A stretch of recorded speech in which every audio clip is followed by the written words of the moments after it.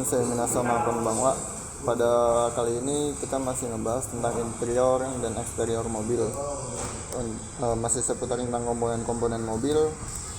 Yang pertama ada bateri. Bateri itu aki mobil. Itu untuk fungsinya untuk menyalurkan kelistrikan yang ada di mobil.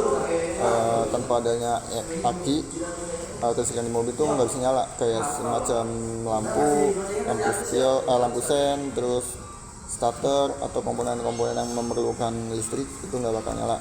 Terus yang kedua ada bateri aki, itu cairan aki, itu ada di dalam akinya tuh. Kalau teman-teman bisa buka tuh, nanti di dalam aki itu ada cairannya, itu disebut bateri aki.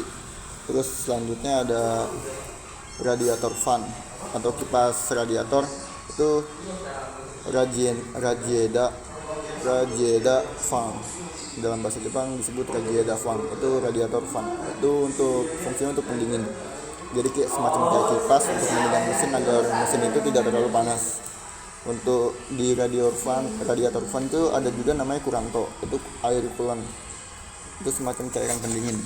Dan untuk selanjutnya ada apa sih namanya tuh, busi itu dalam bahasa Jepang disebut subaku kuragu itu ada namanya busi itu berfungsi untuk perapian juga. Tanpa ada busi biasanya tuh di start, berfungsi dibuat starter juga.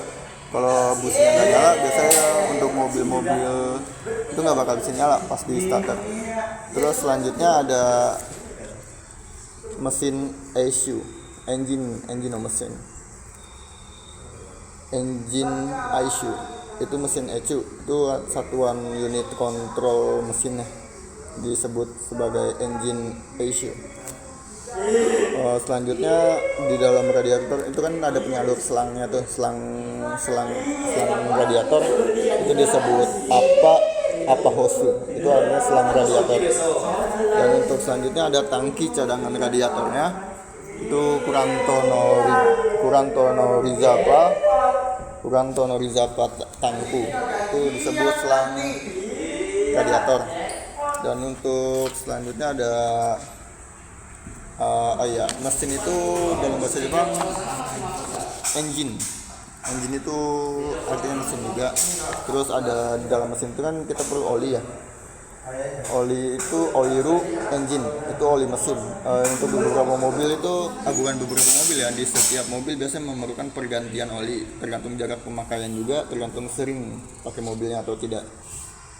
Dan untuk selanjutnya ada hedorapu itu tutup kepala silinder, itu biasanya ada di dalam bagian-bagian mesin gitu. Mungkin harus dibuka bodi-bodinya dulu baru nanti teman-teman bisa tahu letaknya di mana. Terus ada oli juga, di tempat oli itu ada tutupnya, jadi nggak bisa sembarangan kayak kita mau ganti oli tanpa tahu letak olinya di mana. Itu bisa disebut Virakapu itu tutup oli. Jadi kayak tempat oli itu biasanya ada cup, bisa diputar gitu. Itu kalau masih awal biasanya kan agak keras.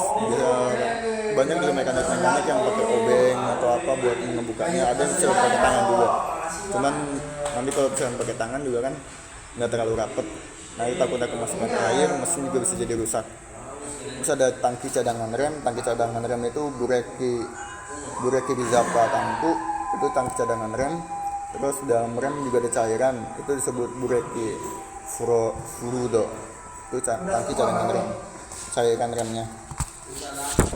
Terus biasanya di dalam pembersih kaca itu yang ada buat ngebersihin kaca, penyemprot kaca, ada cairannya juga di dalam cairan itu namanya window wasueki, itu cairan pembersih kaca. Selanjutnya ada penyangga mesin, fungsinya untuk penyangga doang sih, kayak engine konto, itu buat penyangga mesinnya, sebagai penyangga mesin. Terus selanjutnya ada alternator. Selanjutnya ada kipas radiator tadi sudah. Terus ada selanjutnya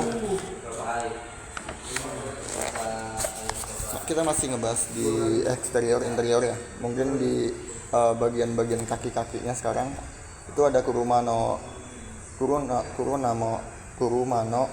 Taiya. Taiya itu apa namanya? Suspensi ban. Kalau di dalam ban itu nanti ada suspensinya yang untuk mengatur apa namanya?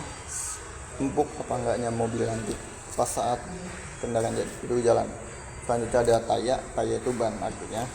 Dan ada velg roda itu Hoiru itu velg Hoiru Taiya itu berarti velg ban.